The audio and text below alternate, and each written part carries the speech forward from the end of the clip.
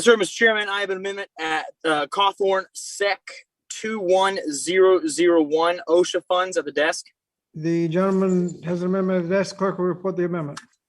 Amendment to the amendment in the nature of a substitute to the committee print offered by Mr. Cawthorn, identifier SEC 21001.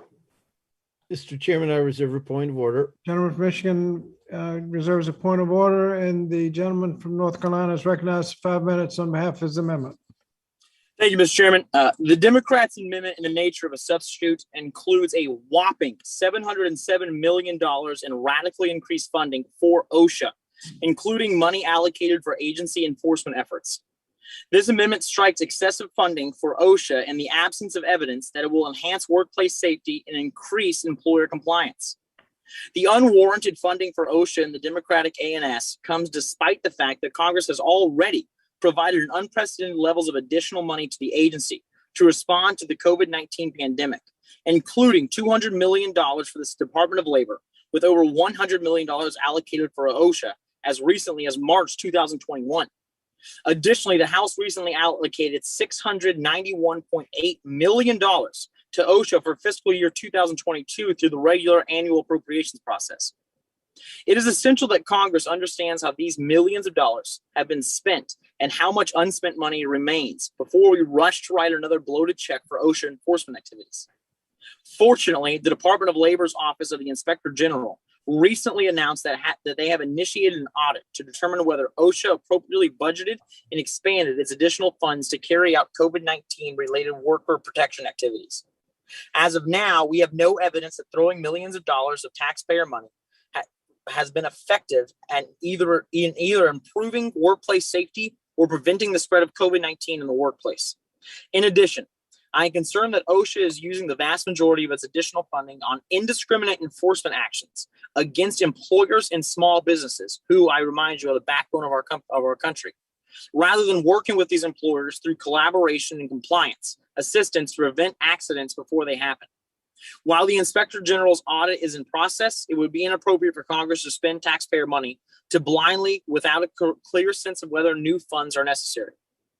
Therefore, the excessive and unnecessary OSHA funding should be removed from this bill. For these reasons, I urge my colleagues to vote yes on the amendment. And with that, I yield back. The gentleman's time has expired. Does anyone seek recognition on the amendment? Gentleman from California, Mr. Ficano. Mr. Chairman, I move to strike the last word. Recognized for 5 minutes. Thank you, Mr. Chairman. This amendment is a poison pill that is designed to undermine our ability to invest in our country and build back better for workers and their jobs. Workers are dying. Look at the numbers from 2019 alone. On average, every single day, 275 people died because of their job, either the job they were working that day or some job that they had in their lifetime that had been slowly killing them ever since. OSHA's job is to prevent these deaths. But since OSHA was created 50 years ago, its enforcement capacity has shrunk as the number of workplaces in its jurisdiction has almost doubled. The $707 million investments will help OSHA catch up to the size of the workforce it is charged with protecting. In 2019, the last year before the pandemic, OSHA could inspect every workplace within its jurisdiction only once every 162 years. Now, with this investment, OSHA could very well have the capacity to inspect every workplace once every 100 years. Should it focus on these added resources on enforcement? Let me just emphasize that they'd be able to inspect every workplace every 100 years with these investments, should it focus on enforcement. But let me just ask you, is it too much to allow OSHA to inspect every facility once in a century? Let's say OSHA does way more than health and safety. It also enforces more than 20 whistleblower laws, covering everything from pipeline safety to the Safe Drinking Water Act. But for all that work, the current OSHA enforcement budget amounts to $3.97 per worker. That's less than the cost of a pumpkin spice latte at Starbucks. I would hope my colleagues would think investments in protecting workers' lives are worth more than a latte. So I urge my colleagues to reject this amendment, and I yield back. Thank you. Gentleman's time has expired. Are there others that seek recognition on the amendment? If not, the question is, excuse me. Mr. Chairman, I Gentleman from withdraw my Michigan. point of order. The gentleman from Michigan withdraws his point of order. The question is now on the amendment offered by the gentleman from North Carolina. All in favor of the amendment will vote aye. Aye. All opposed will vote no. No. No. The No. noes appear to have it. Mr. Cawthorn, are you going to call for a recorded vote? I am indeed. Ranking member, Mr. Chairman, I request the yeas and nays be recorded. The recorded vote is requested and that'll be rolled with the others. Thank you. The next amendment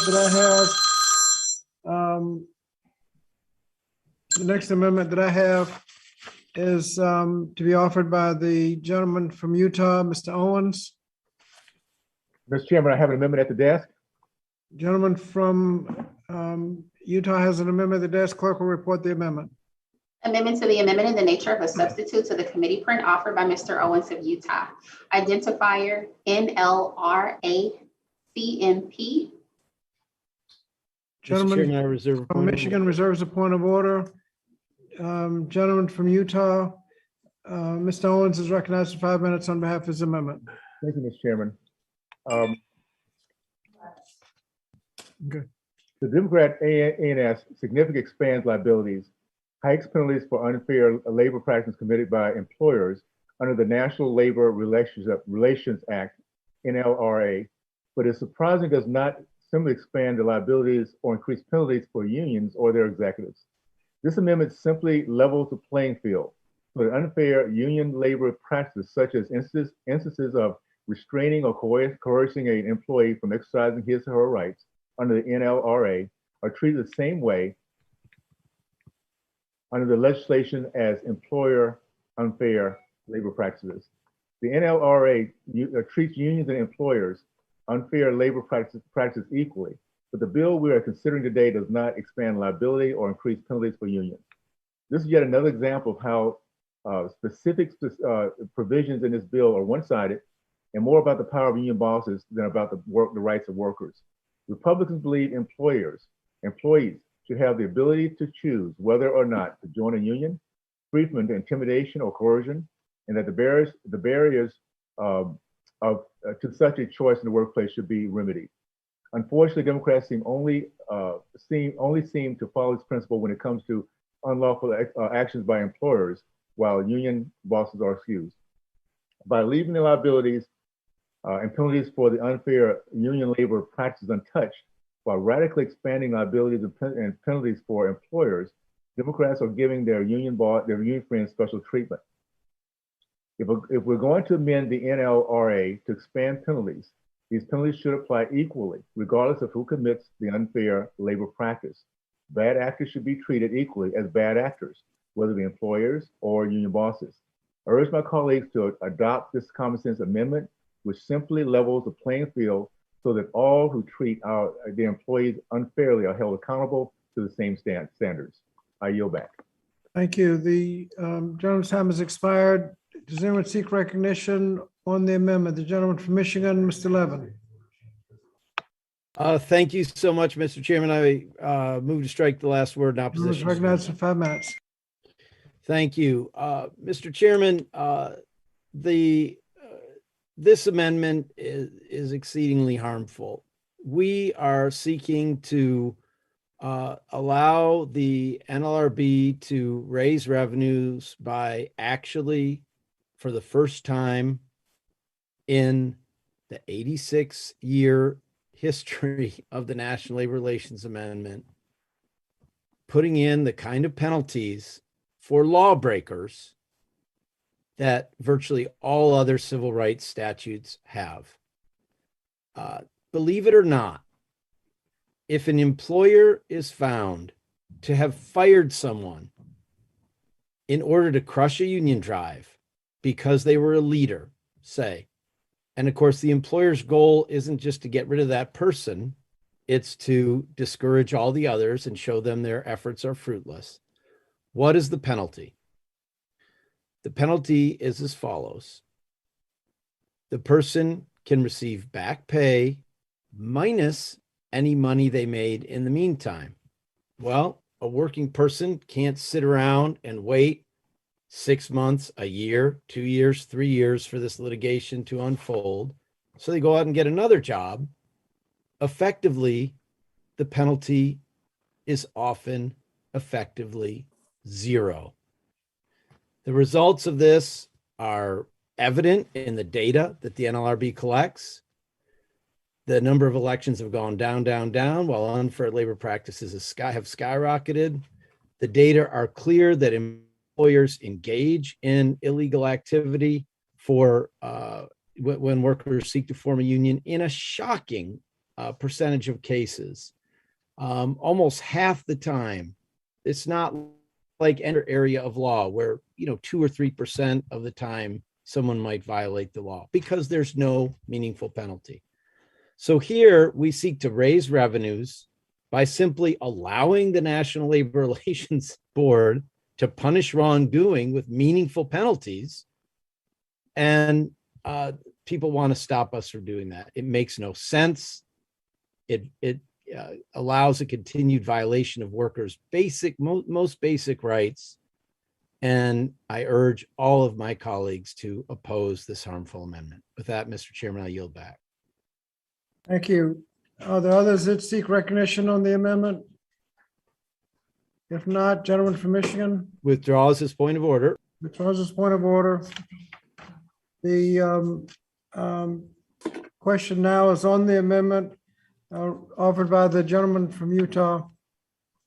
All in favor of the amendment will vote aye. Aye. Aye. All opposed will vote no. No. Noes appear to have it. Yeah, Chairman, I ask for a voice vote, please. The gentleman requests a recorded vote, and they'll be rolled till the end. 17. The next amendment on the list I have is to be offered by the gentleman from Pennsylvania, Mr. Thompson. Is the gentleman from Pennsylvania, Mr. Thompson, with us?